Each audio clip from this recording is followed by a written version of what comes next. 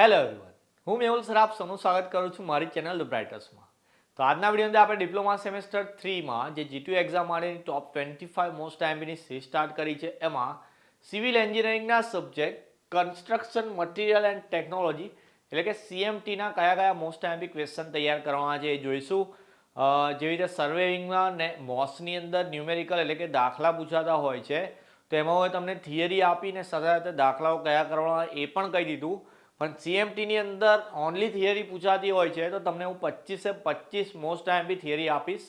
તમારે એટલી તૈયાર કરવાની, એટલે તમારી જે પાસિંગ લિમિટ છે એટલે કે તમારી જે સિક્યોરિટી છે કે તમે પાસ તો થઈ જ જશો, સાથે સાથે સારા એવા માર્ક્સ પણ આવશે. જો તમારે આના કરતાં પણ વધારે માર્ક્સ લાવવા હોય, એટલે એવું માનો કે જેને ટોપ કરવું છે, 9 SPIની ઉપર લાવવું છે, તો એ લોકો 25 ક્વેશ્ચન સિવાય G2ના છેલ્લા 3-4 પેપર ડાઉનલોડ કરીને એને એકદમ પાક્કા કરી લેશે. ઓકે, પણ પહેલું સ્ટેપ તૈયારીનું કે તમારે આ 25 ક્વેશ્ચન તૈયાર કરવું. તો જોઈએ સૌથી પહેલાં important properties of construction material. તો કન્સ્ટ્રક્શન માટે જે મટીરિયલ યુઝ કરવાનું છે એની અંદર કઈ કઈ પ્રોપર્ટી જે હોવી જરૂરી છે. ગુજરાતીમાં એને એવું કહે છે કે બાંધકામ સામગ્રી છે એની મહત્વની લાક્ષણિકતાઓ કઈ કઈ છે. Causes and accident causes and accident in construction and safety equipment. તો કન્સ્ટ્રક્શનની સાઇટ પર એક્સિડન્ટ થવાના કારણો કયા કયા છે અને એ કારણો માટે આપણે કયા કયા સેફ્ટી ઇક્વિપમેન્ટ વાપરવાના તે. ઓકે, થર્ડ ક્વેશ્ચન છે આપણો importance of testing of construction material. તો કન્સ્ટ્રક્શન માટે જે બી મટીરિયલ વપરાય એટલે કે બાંધકામ માટે જે બી સામગ્રી વપરાય એના ઉપર આપણે અમુક ટેસ્ટ કરવા પડે. એ ટેસ્ટ કરવાનું મહત્વ કયું છે એ ક્વેશ્ચન છે આપણો. Properties of good BRICS. તો સારી ઈંટોની લાક્ષણિકતા 4 માર્કમાં પૂછાય. 5મો ક્વેશ્ચન છે flow diagram of BRICS manufacturing. 7 માર્કની અંદર પૂછાશે આ ક્વેશ્ચન કે ઈંટોના ઉત્પાદન માટેનો ફ્લો ડાયાગ્રામ આપણે ડ્રો કરવાનો છે. 6થો ક્વેશ્ચન છે classification of rocks and explain any. તો ક્લાસિફિકેશન ઓફ રોક્સ એટલે બધી ટાઈપની ખડકોના નામ લખવાના, પણ એમાંથી કોઈ એક તમારે ડિટેલમાં સમજાવવાનું છે. ઓકે, નેક્સ્ટ જોઈએ 7મા નંબરમાં સ્કેચ ઓફ હોફમેન્સ ક્લીન એટલે કે હોફમેનનું ભઠ્ઠીની ખાલી આકૃતિ દોરવાની છે. એમાં ફેટ લાઇમ એન્ડ હાઇડ્રોલિક લાઇમ એટલે કે ફેટ ચૂનો અને હાઇડ્રોલિક ચૂનો સમજાવવાનો છે. આગળ એક્સપ્લેન અથવા તો શોર્ટ નોટ એવું લખેલું હશે. 9th નંબરનો ક્વેશ્ચન આપણો પ્રોપર્ટીઝ ઓફ ફ્રેશ કોન્ક્રીટ એટલે કે ફ્રેશ સિમેન્ટ છે એની અંદર કયા કયા ગુણધર્મો આવે તે. Properties of good building stones. તો બિલ્ડિંગ સ્ટોન્સ એટલે કે પથ્થરો. તો સારા પથ્થરો જેવી રીતે ઈંટોની વાત કરી, સિમેન્ટની વાત કરી, એવી રીતે પથ્થરોના બી ગુણધર્મો લખવાના છે.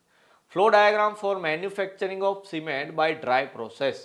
તો ડ્રાય પ્રોસેસની મદદથી જે સિમેન્ટ બનાવવાનું છે એનો બી ફ્લો ડાયાગ્રામ ડ્રો કરવાનો છે, જેવી રીતે આપણે આગળ ઈંટ માટે કરેલો એવો સેમ સિમેન્ટ માટે છે. Advantages and disadvantages of timber એટલે ગુજરાતીમાં એને લાકડાના ફાયદા અને ગેરફાયદા એવો ક્વેશ્ચન છે તમારો. 4 માર્કનો ક્વેશ્ચન. નેક્સ્ટ જોઈએ આગળ તો 13માં જે વેરિયસ ટેસ્ટ ઓન સિમેન્ટ. તો સિમેન્ટ પર અલગ અલગ જાતના ટેસ્ટ કરવામાં આવે, એ ટેસ્ટ સમજાવવાના છે આપણે. Brief impact test of aggregate. તો કપચી માટેનો ઇમ્પેક્ટ ટેસ્ટ છે, આ પૂછાઈ શકે એવો ક્વેશ્ચન છે આ વખતે. આમ તો આવું કહેવાની ઈચ્છા નહીં હતી, કારણ કે 25 ક્વેશ્ચન જ પૂછાય એવા છે. આપણે 25 જ તૈયાર કરવાના છે. વારંવાર એકની એક વાત કહું છું કે આમાંથી ક્વેશ્ચન આપણે રિમૂવ નથી કરવાના, સ્કીપ નથી કરવાના કે ફિલ્ટર નથી કરવાના. આટલા ક્વેશ્ચન તો પાક્કા જ કરવાના છે, એટલે હું વારંવાર આવું આઈએમપી એવું નથી બોલતો. 15મો ક્વેશ્ચન છે causes of failure of structure. તો સ્ટ્રક્ચરનું ભંગાણ થવાના કારણો કયા કયા, કે ભાઈ કોઈ સ્ટ્રક્ચર તૂટી જતું હોય તો કયા કારણથી. 16 ક્વેશ્ચન છે safety equipment required at construction site. તો કન્સ્ટ્રક્શન સાઇટ એટલે કે જે જગ્યાએ બાંધકામ થતું હોય ત્યાં સેફ્ટી માટે કયા કયા સાધનો રાખવાના. એના પછી 17મો ક્વેશ્ચન આપણો મેન્ટેનન્સ રિપોર્ટ. તો કોઈ બી બિલ્ડિંગ છે એનો મેન્ટેનન્સનો રિપોર્ટ કેવી રીતે બનાવવાનો, એની ફોર્મેટ કેવી હોય. 18મો ક્વેશ્ચન છે direct and indirect damages due to accident. તો કન્સ્ટ્રક્શન સાઇટ પર જે એક્સિડન્ટ થાય એનાથી ડાયરેક્ટ ને ઇનડાયરેક્ટ રીતે કયા કયા ડેમેજ એટલે કયા કયા નુકસાનો થાય તે સમજાવવાનું. 19 ક્વેશ્ચન છે આપણો characteristics of good form work. આ ક્વેશ્ચન તો કહું છું કે પૂછાઈ ગયો છે. આમ તો દરેકમાં એવું કહું પૂછાશે, પણ આ ક્વેશ્ચન તો તમારો પૂછાઈ ગયો છે 4 માર્કની અંદર કે સારા ફોર્મ વર્કની લાક્ષણિકતાઓ કઈ કઈ છે.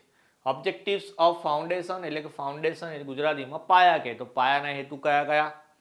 21મો question different types of shallow foundation એટલે કે છીછરા પાયાના પ્રકાર બતાવવાના છે. એમાં difference and uses of asphalt and bitumen, એટલે કે ગુજરાતીમાં ડામર ને બિટ્યુમિન વચ્ચેનો તફાવત બતાવવાનો અને એના ઉપયોગો બી બતાવવાના. કોના ઉપયોગો? તો કે ડામર અને બિટ્યુમિનના. Safety measures for demolition of building, એટલે કે ડિમોલિશન ઓફ બિલ્ડિંગ એટલે કે બિલ્ડિંગ તોડે. આપણી યોગી સરકાર બુલડોઝર બાબા કે જે બિલ્ડિંગો તોડે છે, તો એ બિલ્ડિંગ તોડે તે વખતે કઈ કઈ સલામતી રાખવાની. ચોઈસમો question, tools used in plastering and defects in plaster. તો પ્લાસ્ટરિંગ માટે કયા કયા સાધનો વાપરવાના પ્લાસ્ટર કરતી વખતે, અને પ્લાસ્ટરમાં કોઈ ડિફેક્ટ એટલે કે ખામી આવે તો કઈ કઈ આવે. તો આટલી 24 થિયરી છે જે એકદમ પાકી કરવાની છે, ને 25માં જે રીતે હું તમને વ્યાખ્યાઓ આઈએમપી આપું છું એ રીતે આમાં પણ વ્યાખ્યાઓ કઈ કઈ તૈયાર કરવાની. આમ તો વ્યાખ્યાઓ મેક્સિમમ તૈયાર કરવાની, પણ આખી બુકમાંથી કઈ આઈએમપી છે એ વ્યાખ્યાઓ પણ હું તમને ફિલ્ટર કરીને આપું છું. અને ખબર છે વ્યાખ્યા કેવી રીતે પૂછાય કે 3 કે 4 ભેગી કરીને કે 3 માર્કનો કે 4 માર્કનો ક્વેશ્ચન તમારો બનાવે. પહેલામાં હાર્ડનેસ છે, પછી સાઉન્ડનેસ છે, વોટર એબ્ઝોર્પ્શન એટલે કે પાણીનું શોષણ, પછી હેડર છે, king closer, queen closer, quoin, stretcher, frog, stretcher course, lintel અને બેટ. તો આટલી વ્યાખ્યાઓ જે છે તમારે તૈયાર કરવાની છે. વ્યાખ્યાઓમાં 2 જ પોઈન્ટ આવે ખાલી. એક તો શું છે અને કોને કહેવાય, 2 જ પોઈન્ટ આવે. ખાલી એકલું કહે છે વાળી વ્યાખ્યા તૈયાર કરો તો પણ ઇનફ છે.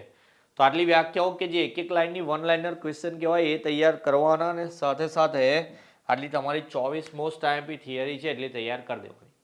ક્વેશ્ચન 3 માર્કમાં પૂછાય, 4 માર્કમાં પૂછાય કે 7 માર્કમાં પૂછાય, આન્સર કેવી રીતે લખવાનો હોય તમને શીખવાડેલું. ઓકે, 7 માર્ક માટે તમારે મિનિમમ એક આગળનું પેજ તૈયાર કરવાનું હોય ને પાછળનું અડધું કે આખું તમારી કેપેસિટી પ્રમાણે તમારે એને ફલફિલ કરવાનું છે. 3 કે 4 માર્કની અંદર એવું માનો કે 1 માર્કના 3 પોઈન્ટ્સ એવું સમજો, 2 થી 3 પોઈન્ટ્સ તમારા મિનિમમ જોઈએ.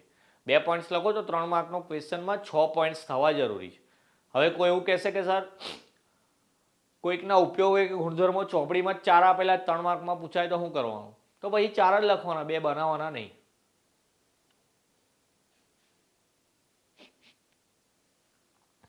જતી રહી, સોરી, છીક આવતી હતી, એને જોરથી બોલવાની જરૂર નથી.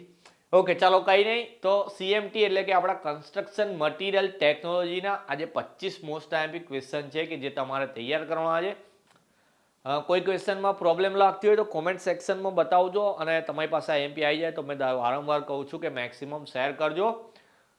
મારી મદદ તો થશે જ થશે, પણ હું એવું ચાહું છું કે જે લોકો પાસે આઈએમપી ના હોય એ લોકો પાસે પહોંચી જાય, અને જેમની બેકલોગ આવવાની હોય એ લોકો બેકલોગથી પણ બચી જાય. ઓકે, કારણ કે 100% પાસ થઈ જશે જો આટલું તૈયાર કરશે. તો મળી આવે નેક્સ્ટ વિડીયોમાં કોઈ બીજા સબ્જેક્ટના આઈએમપી સાથે. ત્યાં સુધી બરાબર તૈયારી કરતું રહેવાનું, સાથે સાથે પોતાનું ધ્યાન પર રાખવાનું. જય હિન્દ, જય ભારત.